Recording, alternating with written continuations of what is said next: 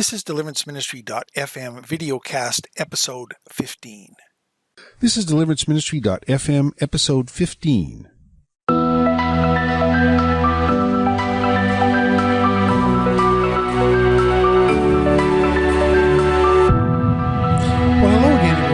Welcome to another episode of deliverance.ministry.fm, where we give you proven insights about the demonic realm and deliverance ministry so you can wage spiritual warfare more effectively.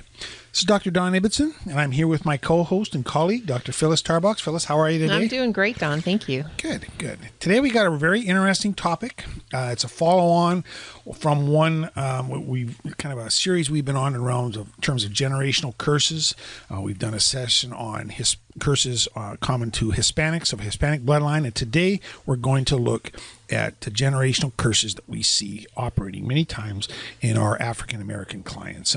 Before we get into it, I just want to bring your attention to a few downloads, things that we have on our website that you might be interested in. Go and visit that and downloading those for free.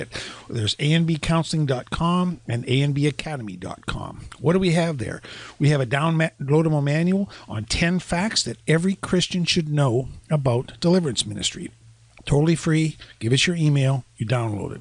Another one on 7 keys to becoming a successful deliverance minister. There's some portion of you listening in our audience today who are doing deliverance or interested in it. This download is something you should read, things to consider before moving into the realm of deliverance ministry. And then there's another download that we have, 7 questions to answer before becoming a Christian counselor. Maybe you're considering pursuing a vocation or at least a part-time career in Christian counseling. You should download this manual. You can also sign up there to receive emails from us, alerts whenever we announce or rather whenever we release new articles, podcasts, and videos. And finally, stay tuned at the very end. I want to tell you about how you can get a downloadable copy for free of our Deliverance Ministry Plain and Simple e-manual. All right, let's move right into the teaching today, Phyllis. It's on, once again, generational curses that we see that are common to African Americans. And it's probably important to share that this isn't an academic study that we've done. We've not researched books and books. These are just things that we've seen for the most part. And I would say you've seen for the most part, because many times we're compiling these many times from African American women and men also in some measure, but people who've come through the door, spirits that we've seen operating in their life. Now, in episode 3 of our podcast series in Deliverance Ministry FM, we talked about generational curses as in general, about how they are an open door for demonic torment. We talk about the sins of the father being visited upon the 3rd and the 4th generation, how spirits travel down through the bloodline, that yes, indeed, Jesus became a curse for us. So if you like, the curses are broken, and there's provision there for that, but we need to appropriate that victory. And just because the curses are broken does not mean that the spirits cannot be operating in a person's life. Once again, not going to get into that and go over that now. I encourage you to listen to episode 3 to get more background on that. We've also, in that teaching, talked about curses that are on the land that people can come from and be part of, and so how those curses can be happening as well. So, moving right in to and once again, as I say, we're not really going to cover that again here on curses on the land.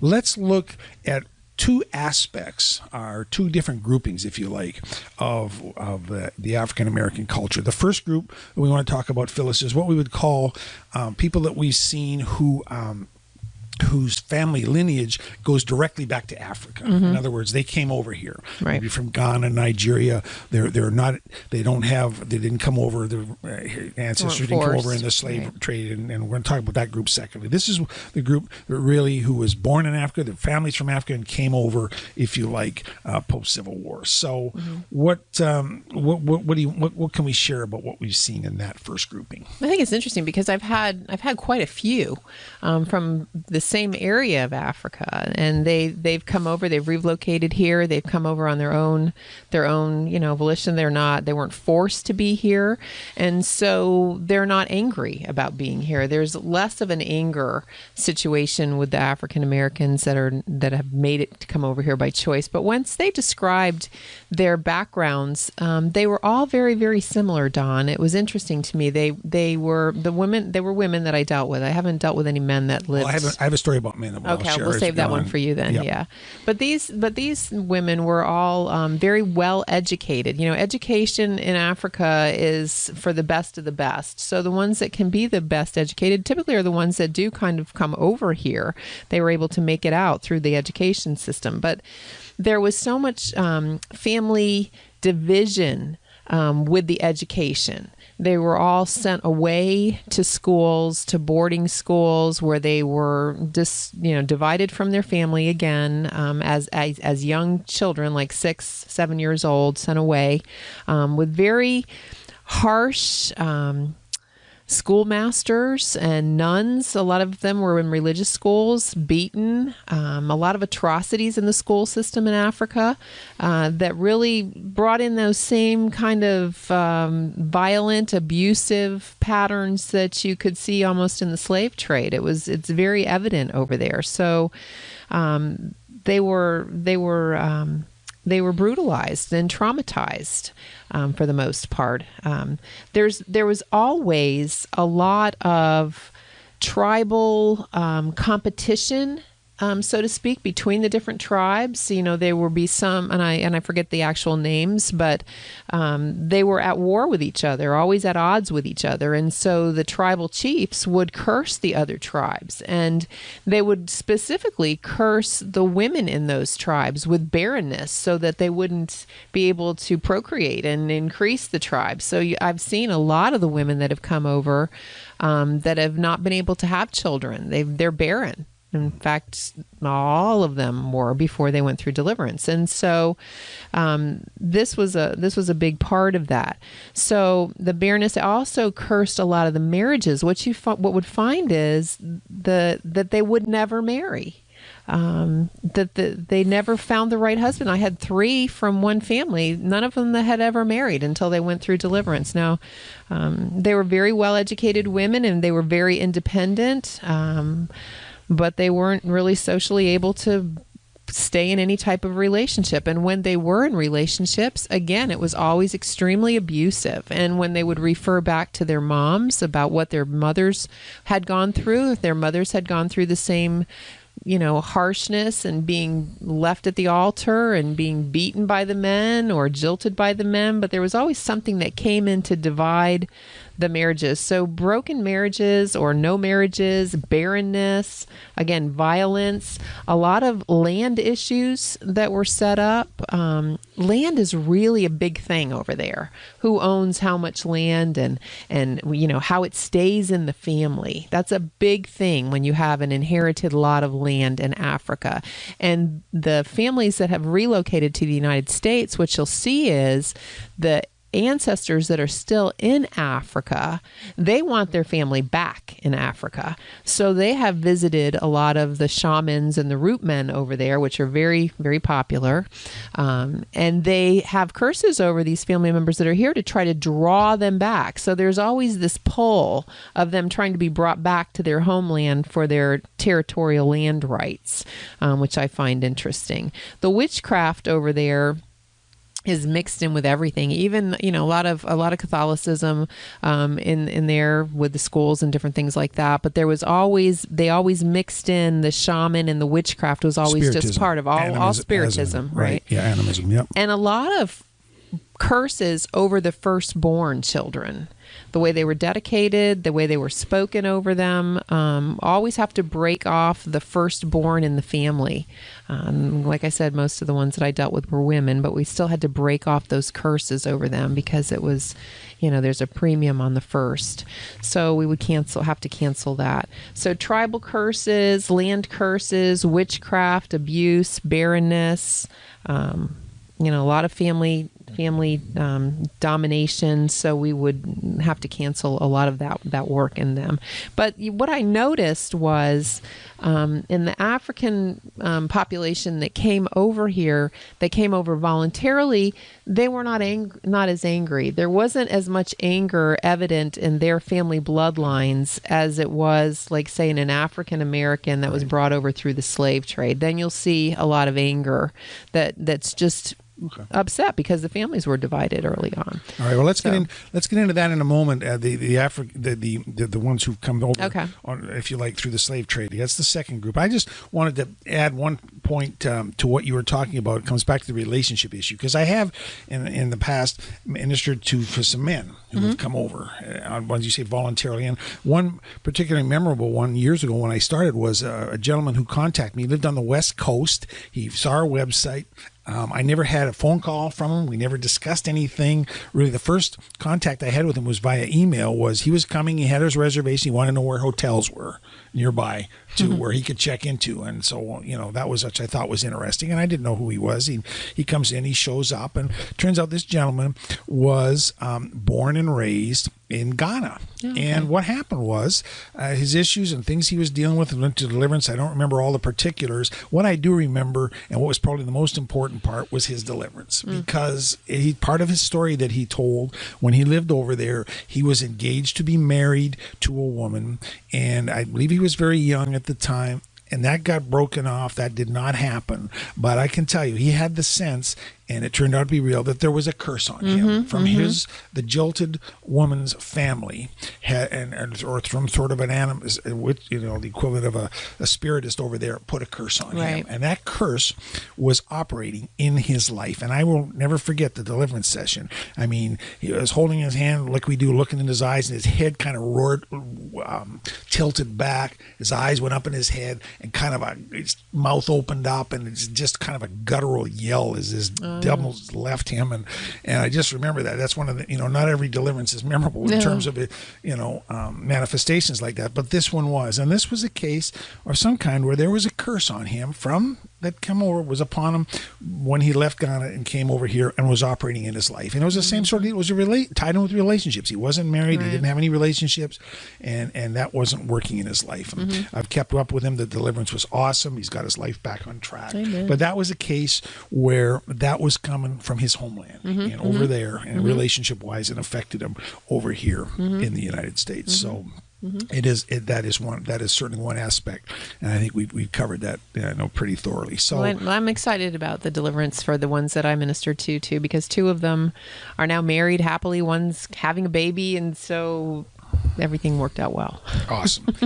It's just amazing. We've talked about it. The whole thing of generational curses, it's so hard to people sometimes to grasp. But see, these things that were done in the bloodline and curses, many times we're not even a part of, or in generations back, these spirits can be affecting us even today. And when those get broken off and those spirits called out, then it's powerful, because yes, it is life-changing. Because as we said before in other teachings and experientially, I believe that 1/2 to 2/3 of the issues people deal with are in fact generational, things in the bloodline that were there even before they were born. So yes, it's heartwarming. It's just awesome to see people set free like that. So let's transition now into the second group that we want to talk about. Those of African American heritage whose descendants go back and were brought over forcefully through the slave trade through Africa. So let's talk about that group now, the things that we've seen there. Yeah. Well, the slavery issue is the biggest open door, obviously. It goes back several generations. It brings in it's a bondage spirit where they were brought over here and kept in bondage. And that bondage is still very real in their lives. Now, it may not look the same as their ancestors, but there is still certain types of bondage that's keeping them limited, where they're enslaved to a job or a hard taskmaster or an abusive spouse or whatever. But that slavery issue is still very evident. So when you start to get into that slavery really brought in a division of the families, certainly uprooted from their homeland against their will. And so today that looks more like divorces, broken relationships, broken families, a lot of strife, division, and conflict that's operating in the family unit. You'll see that. A lot of a theft of their inheritance, certainly. And when I say theft, in relation to the African American population, population, it's what's been stolen from them, their land. It brings in poverty. Their families have been stolen, and so again, you'll see a lot of difficulty in owning real estate. You'll see a lot of problems with holding on to different things. Things just continue to be stolen. Opportunities. It's like, I hear it all the time. It's like I can get one step forward and then I get marched back 3 or 4. Like something comes in to sabotage and to steal from their inheritance. And so that's a big one. Also, one of the things that I talk about is the addictions in this group, because the drug use has manifested very heavily, numbing a lot of the trauma. Now, I don't know what kind of things went on in Africa before they came over that may have opened up a door to some sort of addiction. But typically when they're brought over here against their will, then there was a lot of trying to numb the trauma of slavery, and you'll see that those addictions are manifesting from generation to generation to generation. Wives with husbands addicted to drugs now, or pornography. The children are getting involved in a lot of drugs and different things like that. And when you mix this bloodline, which typically happens with the American Indian population, that's where you see a lot of this stuff really multiply. So when you have an African American with American Indian descent in them, then the theft of the inheritance from the stealing of the property and the putting them back on reservations and taking things away that were their natural land, it actually multiplies or exaggerates the effect. And the same thing with the addictions because of all the drug use that was done on the reservations. So it actually compounds it. Some of the other things, of course, that I've talked about before is a spirit of slumber that seems to resonate in the African American population here. And when I say slumber, it can manifest with things are more difficult for them to get accomplished. It's like it takes more energy, it takes more effort. So there's a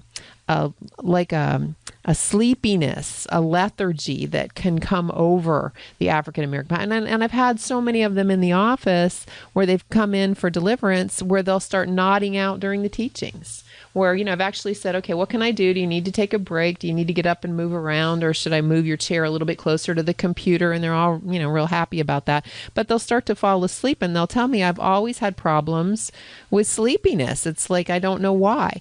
But when I started to get involved in the deliverance ministry, the very first deliverance that I ever did was an African American woman.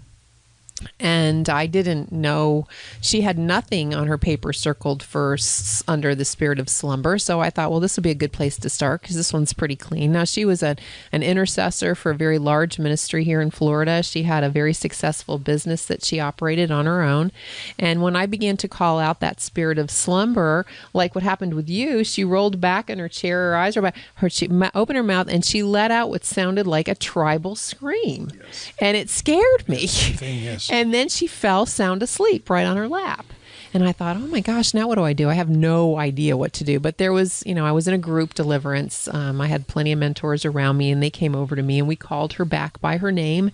And the minute we did that, she sat up like a robot and she looked at me, and I was able to call that spirit of sleepiness, laziness, lethargy, sluggishness out, and it went. I didn't think too much about it. That was just a first-time shot for me. But then 2 years later, her sister came in, and I had a little more deliverance time underneath my belt. And my intercessor friend said, I wonder if we'll see that same slumber spirit manifest again.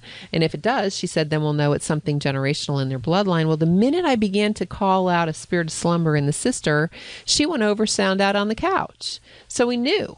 And so what I began to realize was that this was something that was very evident in the African American population. It took more for them to press through. And when I started to think about it, there was a lot of worship songs and slumber songs and things that were worshiped in for sleep back then with the slaves, because it was the only time they ever got rest from the atrocities of slavery. So when I pray for an African American, I will always cancel out any spirit of slumber that came in through that slave trade. Now, it can manifest a little bit differently now. People that are depressed will have a lot of sleepy issues, like they'd rather stay in bed. And so, when we call out slumber, we'll hit it on both areas, but it's much the same. Another thing that I pray for always is rejection. You'll see that with the prejudice issues that came over here, or judgment against African Americans because of skin color, and that is huge. And it's often huge within their own ranks as far as their own people groups as to the color of their skin. They have different shades that they'll refer to based on judgment or prejudice. And so rejection among the American population where the slaves were brought over, and then even among their own groups.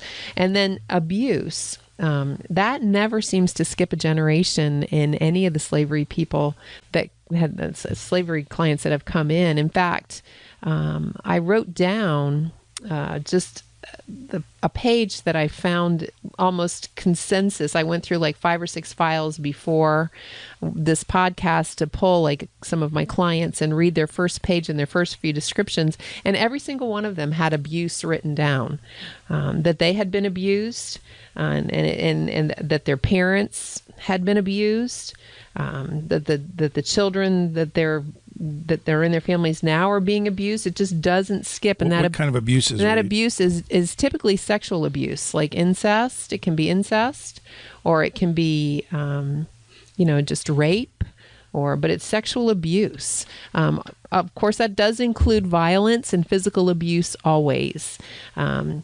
But it's difficult. But here's what I wrote down. This is the same page.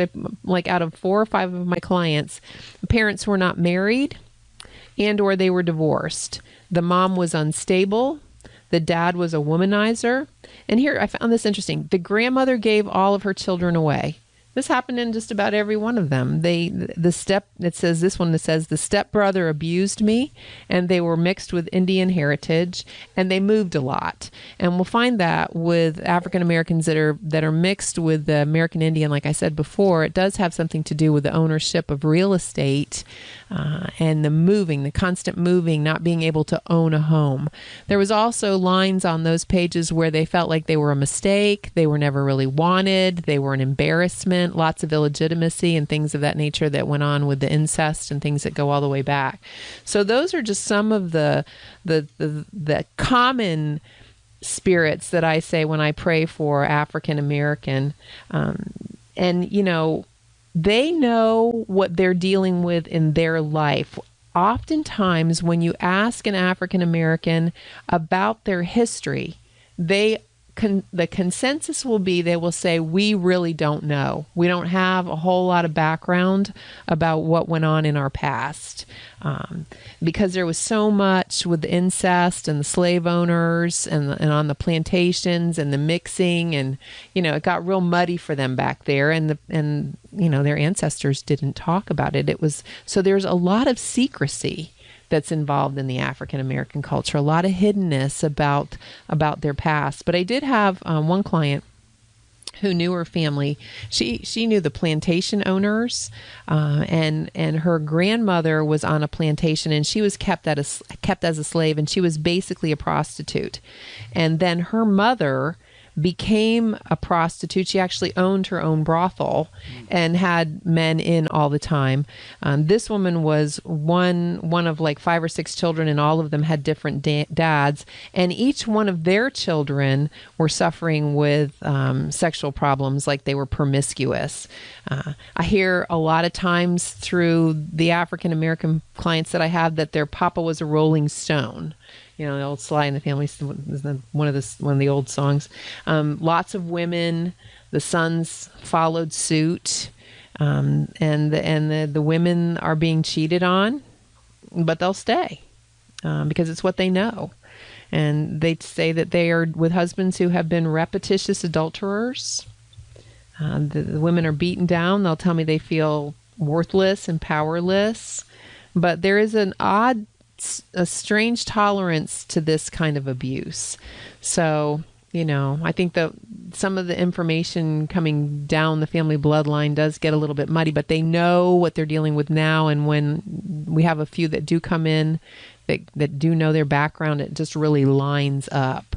But that a lot of that secrecy does leave them isolated and feeling alone, and doesn't really help them battle with a lot of discernment, because we have maybe a greater understanding of our heritage and how we got here through Ellis Island and how our families established from Ireland and England and different places. You from Canada, but with the African American, there's a lot of vagueness back there.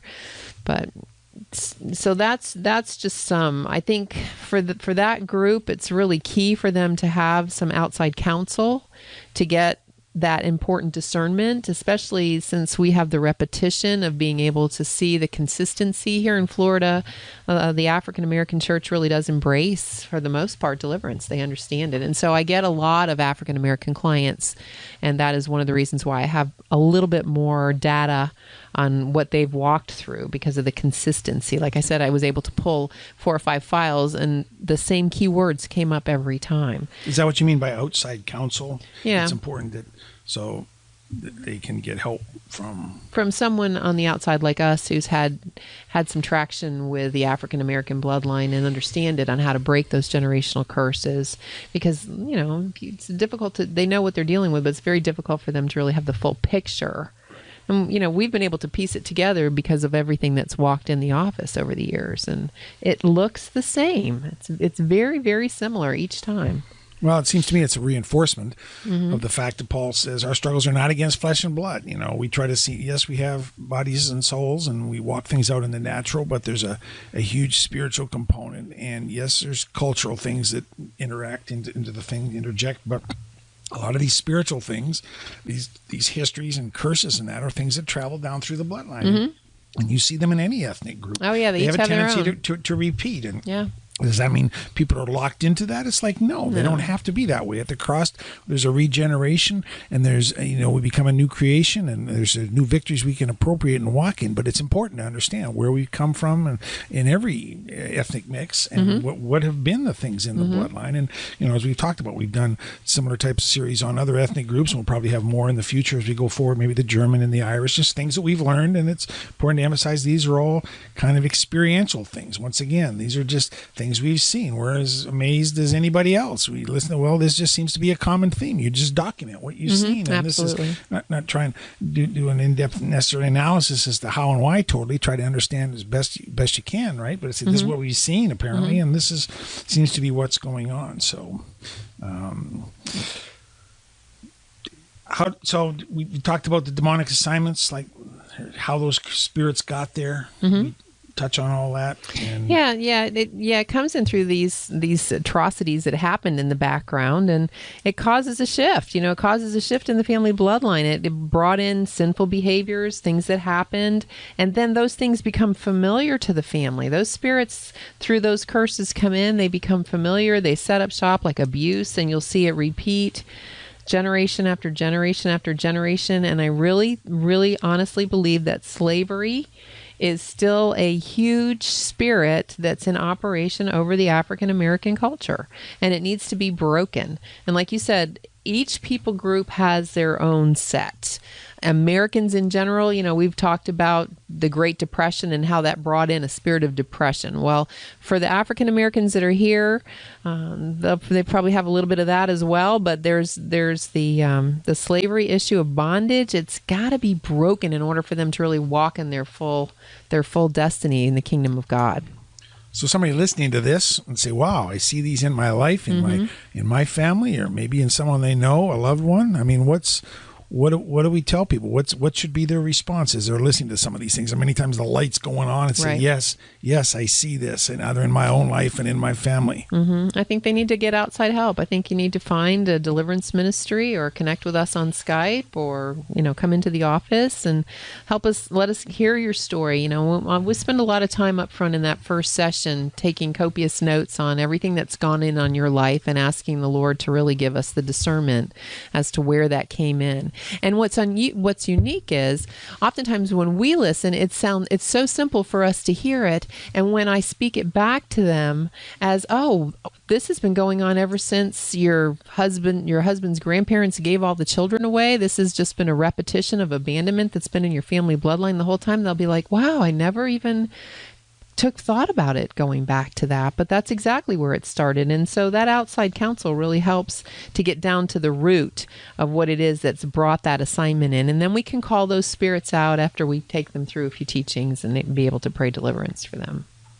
So that's the bottom line, I guess. It is, these things that are going on like this, it is a spiritual issue. I mean, it's demonic torment. And yes, there's elements of spirits outside and people listening that needs to be resisted. But I think if you're a follower of our center and listen to any of our teachings, we are a deliverance ministry. We believe Christians can be tormented with demonic spirits and of any, race, creed, or color. The spirits are inside. And if they're there inside, then they need to come out. And I think that's the important thing is, if you recognize these and you tried all you can to do, you're doing what you can, you get prayer, you get counsel, you fasted, you read books, you go to conferences, you visit the pastor, and you can't get the victory, and you see these things and you see a predominance of it in your family. Those are indicators, right? This isn't talking about proofs necessarily. These are evidences, indicators that this is a spiritual thing and it's demonic in the source is, and you need spiritual weapons to come against these things. So I think, it begins with you. You can be free from these curses. You can begin to stake a claim for the next generation. It's important. It's one thing that I'm sure my daughters are very grateful of. I broke a lot of the curses that would have come through me. Any spirits that would have been transferred down the bloodline are not going to happen because, that's my seed to the next generation. They've got a lot to deal with on their own. But if you have any of these things that you feel like then you're operating in your life and holding you in bondage, then, do find someone that can help you break free from this. You owe it to yourself, you owe it to your children, and, it's a God thing. You really want to walk in the fullness of everything that He has in your inherited promise. And and that's what the enemy wants to keep you from and keep you held in this type of demonic bondage and keep you not free. So, check us out. Check out other deliverance ministries in your area, but, take a step out and get help. Now, the thing that I would say for you to do today is you can confess the sins of your forefathers and you can speak out and break those generational curses that have been over your bloodline. Like Don said, we have the authority to be able to do that. But the spirits that came in on those curses, they need to be prayed out. If you found them established in your life, then they need to go. And so I would encourage you to make that call. It's one great step for your future. Exactly. Not only for your future, but for the future, for your kids. Because as parents, many things, that's what we're concerned about. Yes. We look up the family tree and say, man, it's in, maybe it's operating in my life. I sure don't want it in my children's lives. Right. And one of the completed and finished works of the cross is that that thing that curse down through and that repetitive things can be broken and dealt with spiritually. So we hope you've enjoyed this podcast. It's a very powerful topic, the whole realm of curses and bloodline curses, and we hope you've gotten some insights. We will be having other podcasts on the generational things as well, other ethnic groups, and a series of podcasts coming forward. We hope that you will listen to. We hope you are enjoying the ones that are out so far. We would very much appreciate if you would visit our website at andbcounseling.fm/deliverance ministry FM. You can listen to other podcasts there. We are also on iTunes. The station there is Deliverance Ministry FM on iTunes. Very much appreciate if you would visit that, subscribe, and leave us a review. iTunes, they're big on reviews. That's how you get exposure. And if you think this is valuable, help us build exposure for these kind of teachings. Just leave a review for us on iTunes. Tell us, give us a good review, hopefully, and we will, response, give you a link and access to our downloadable manual, Deliverance Ministry, plain and simple. As Phyllis talked about, we do deliverance ministry. We use a process approach. We've been doing it for years, ministered to thousands of people. And this manual will give you an overview of the process, some of the things we've talked about today. So if you'll do that for us, we'd be happy to give you a copy of that manual once again at andbcounseling.com/deliverance ministry FM, all one word. Finally, if you got suggestions for future podcasts, gosh, we'd love to hear from you. On the website as well, you can fill in a form and leave us suggestions or send us an email, because we want to churn out and develop and prepare these podcasts that are going to be beneficial for you and help you, equip you to do the things of the Spirit in the realm of deliverance ministry and spiritual warfare. So once again, God bless you. Thank you for listening, and stay tuned for future podcasts.